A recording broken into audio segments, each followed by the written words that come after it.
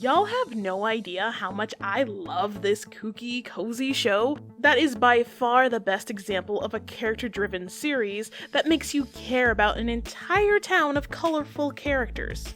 At the time of recording this, there's 11 episodes out right now on Disney+, which are just 20 11-minute segments, you get the drill, and 1.5 hour mid-season finale. And even as I speak, there are more episodes airing on the Disney Channel. So if you're on the fence on giving this show a try, then allow me to be your guide to Disney's regular show, Kiff. This show follows the titular self-titled character, Kiff Chatterley, and her everyday life in Tabletown. She's an elementary schooler that's full of passion, wonder, charisma, and is such a clever little squirrel that finds herself dealing with seemingly average situations that excels from 0 to 100, usually due to her own over-enthusiasm getting the best of her. In the episode Halfway There Day, which is a parody of The Grinch, everyone in Tabletown are expected to put in half the effort to celebrate making it halfway through the year. But Kiff, who's known to give 110%, hilariously struggles with that. Or in the club book, where she wanted to read with gusto and got fed up with the librarian shushing her. Kiff managed to replace the librarian and turned the entire library into a freaking club. What I love most about Kiff as a character is that for as much as she's an infinite ball of energy, she's also sincere, genuine, and just so darn adorable. Even when she messes up, she does everything she can to right her wrongs. In that same library episode, she learned the value of quiet spaces and got the librarian back. Kiff also shines in the episode Farley, where she accidentally stains Barry's little brother's favorite stuffed toy. While Barry gets Farley cleaned up, Kiff pretends to be the toy to distract Kristoff. After spending the day with him, Kiff realizes that while yes, Kristoff is a toddler, he is still a person and sees Farley as his best friend. I thought that was such a heartfelt lesson because too many times do people strip away a child's humanity and forget that, oh yeah, you're a whole ass human being. A human still developing and learning about the world, all the more reason to be treated as a person and not to be underestimated or undermined. Just because you're young doesn't mean you're stupid.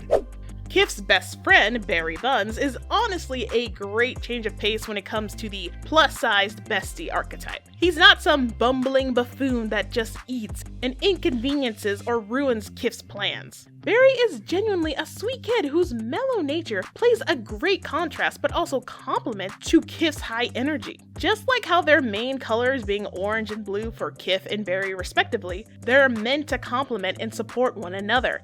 And while yes, and leave a little juice, he was portrayed to be a bit more oblivious to wasting an entire jug of the Chatterley's OJ. For the most part, they were either freak accidents or Barry offering the glass to someone who needed a cool down. But that just also shows that while as clumsy as he can be at times, Barry is also very well-meaning and considerate of others. But no lie though, the scenes of him aimlessly wasting the juice just had me both laughing and testing my patience. What? Even if Kiff didn't think Barry could take the talk regarding the juice, he was more than capable of understanding and taking straightforward criticism. Barry is best highlighted in the episode Kiff's Mix, where his sensitive and sensible nature is better on display as the kids try recreating the ultimate cereal combination. He cries at commercials! Guys, that's so adorable, oh my gosh! Also, in Be Still My Harp, Barry encourages Kiff to not get so stuck on nostalgia. Pretty ironic coming from Disney, but whatever. It's so ironic. Because while moving forward can seem scary, it's ultimately what's best for you, and without it, you're not living your life and experiencing new things as you should. I'm so glad that Kiff and Barry are such close friends, and we get to see them interact with each other's households so early on. Barry joins the Chatterleys on their road trip and seems to frequently visit their home after school. In the fourth bath, Kiff sleeps over the Buns' house and gets to experience the majesty that is siblings. The Chatterleys and Buns family are so welcoming to each other's kids, even though we haven't seen much of the parents themselves interact. But hey, that's just potential for a future episode. In fact, there's a lot about Kiff that has great potential for fun episodes. The intro alone tells you all you need to know about the show. Mainly from Kiff's point of view, we're hopping out of bed, greeting her bestie Barry, her parents, and ziplining through Tabletown. The perspective shifts to third person as we follow Kiff through a quick montage of her walking through the town, and we see a colorful cast of different characters. Not just these cute little anthro animals, but witches, mermaids, and a ghost wolf that inhabits this world. I never imagined a fantastical aspect to this slice-of-life show that doesn't take over the series or change its premise. Kiff is also a buddy comedy, and it gets a good few laughs out of me, one being a running joke that every episode is sponsored by a different business in Tabletown. I just love that. Excellent world building, as well as great visual and situational jokes. Humor is subjective, so explaining the jokes aren't really doing them justice, so you just have to really experience them for yourself. The show does hit the ground running, and you get a better sense of the characters in the town that way. Honestly, I think people have gotten used to how most shows have proper character introductions, which have just become sort of the norm, but I, for one, just miss jumping straight into the fun. Hence my love and excitement to return to an episodic show, especially one that's as character-driven as Kiff. This squirrel proudly shows her love and pride for her town and the people in it. So much so that by the mid-season half-hour episode, we see past characters Kiff has encountered at this point as she and her fellow classmates sing about how great Tabletown and its people are. The performance was beautiful, and you can just feel the raw emotion of love and pride they all have for their town and each other. And speaking of the music, I need to know, when is the Spotify tracks dropping, cause I need this on a playlist, Disney! Just about every episode has a segment with a song that not only moves along the plot of the episode, but showcases stellar vocal performances and animation. Which, by the way, Kiff is one of the rare few shows that actually credits by name their overseas animation team. So, you love to see it. You really do. Especially when accompanied by this beautiful, relaxing clay-animated outro sequence. After a high-energy adventure with Kiff and the citizens of Tabletown, it gives you a moment of calm, a cool down, if you will, as the day comes to an end before the next adventure begins. My favorite episodes so far are Brunch DJ and Principal Dance Socks. In the former, Kiff and Barry are tasked by Principal Secretary to stop Barry's older brother, Harry, from skipping school. The duo find out that Harry has been DJing, but the kid has such mad talent that he doesn't want to sacrifice it for school. Kiff tries to explain to Harry the importance of school and a greater education, but the principal busts him and threatens to expel him. The two reach an understanding as they both have a calling that they could not deny. All of this was done through an inspirational song, mind you, like, damn! I need this on Spotify. I loved this song so much. And in Principal Dance Socks, Kiff's class are on a field trip, but have a hard time enjoying it because of the snobby rich kids from Tuft Pierre. You can just hear them coming from this awesome piano theme score they got going on. A fantastic blend of snooty, prim, and douchebaggery. Their conflict leads to the kids having their principals compete in a dance-off to see which school is best. Yeah, that equates somehow. But because Principal Secretary has two left wings, Kiff gets Helen to help with a pair of magical socks to control PS's moves. All goes well after they win, but Tuft was gonna lie about it in the newspaper anyway, so the kids have no choice but to tell their story on live TV in a spectacular performance until PS's delusions of raw talent angers Helen, who's actually the talent behind his dance moves, and wrecks the entire stage. Kiff comes clean to the whole town and they perform this beautiful song. It's, again, words can't do it justice. How much I just love this episode too. Oh, and if you're worried about like any pacing issues, that might be different because this show is primarily in 11-minute segments. No need to worry because while I was watching it, I didn't notice any pacing issues myself. I mean, if anything, this kind of just proves that Kiff can pull off longer episodes, which just makes specials like this all the more exciting to look forward to.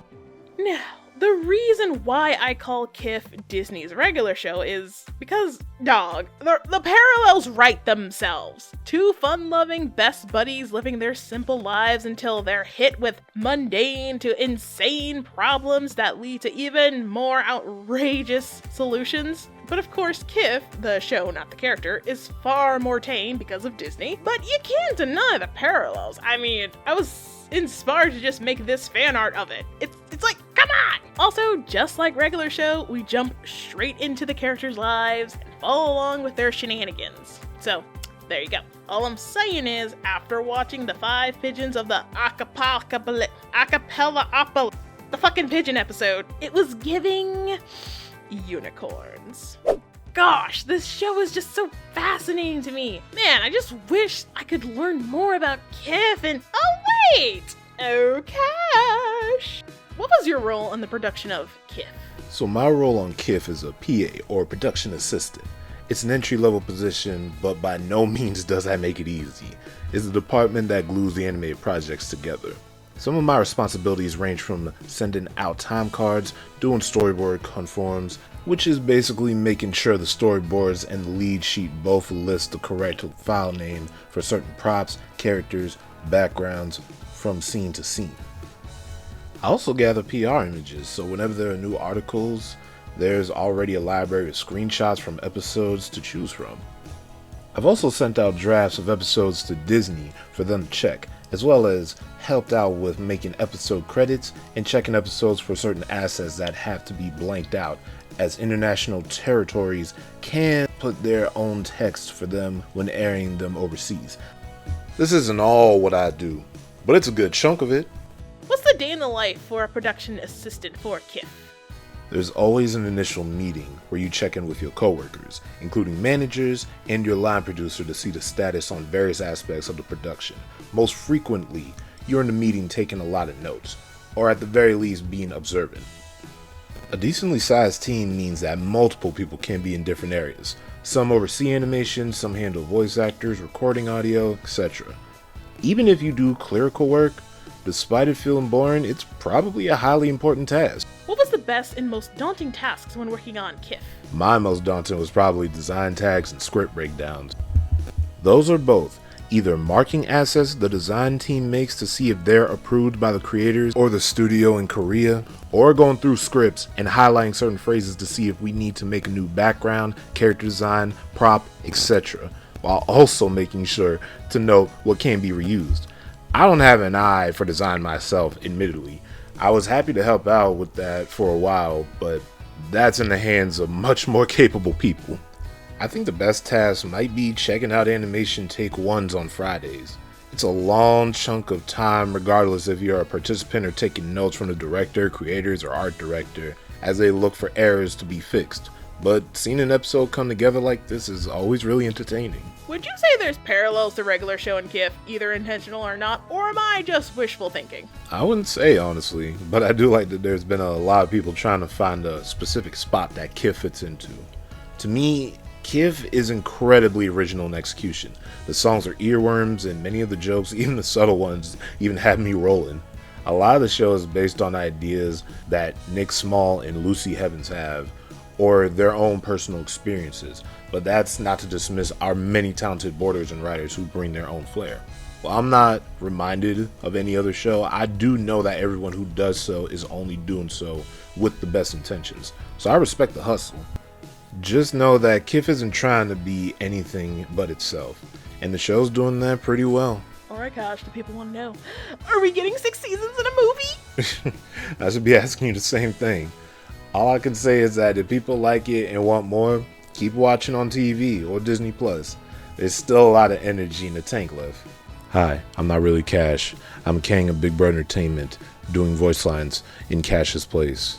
Hope you're doing well, homie, and thanks for having me, Artis. Yeah, I'll be sure to follow them on their socials. Now, Kiff is a lovely show and deserves a fair chance, especially in this wave of nostalgia farming from remakes, reboots, revivals, and needless sequels. So why not watch something new and original, huh? But hey, I get it. New stuff can seem a bit iffy, a little off to you. And I know that the Owl House fandom, they're still healing, but guys, Don't do this. I don't know how many times we have to go through this, but just because one show ended or was canceled and another was greenlit, which was in production years prior between each other, doesn't mean one show died so another could live. Causation does not equal correlation.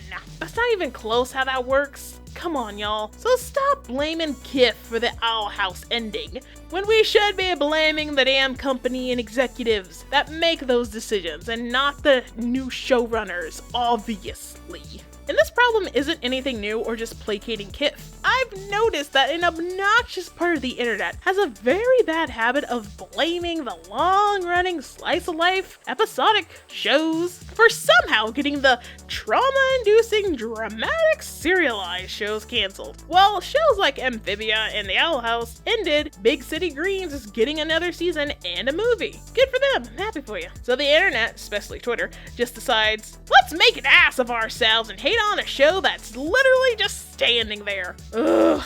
The amount of copium people were on was just embarrassing. Certain cartoon corners online love to act like episodic and serialized shows are both great in their own right, which they are, but obviously you'll see more buzz for a series with lore and dark themes and nightmare fuel, which therefore somehow means that these cartoons aimed at younger and general audiences must be for adults, compared to a low-key, fun, everyday slice-of-life kind of show that literally anyone can enjoy at any time. To me, one is not objectively better than the other, but unfortunately in the eyes of a capitalistic company, well, there's a reason why shows like The Simpsons have gone on for over 30 seasons. It's just easier to jump into any random episode and air reruns of something like Close Enough or SpongeBob versus watching a random episode of Avatar: The Last Airbender without having context and background knowledge of the events at the time. Bro!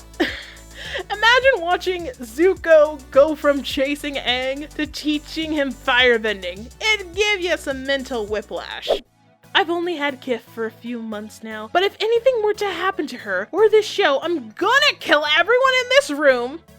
If I haven't convinced you at this point to at least give it a fair chance, then you're truly missing out. Or that's up to you, I can't control your life. I mean, if Big City Greens can go on for 4 seasons and get a movie, then who knows, maybe Kiff could go that far too. Not everything needs to be dark and gloomy-loomy to enjoy a genuinely lighthearted show. And I'm not advocating for like the death of serialized shows, they have their place. I just want people to remember that both can exist and should be given a fair chance. So remember, Kiff is king, yo.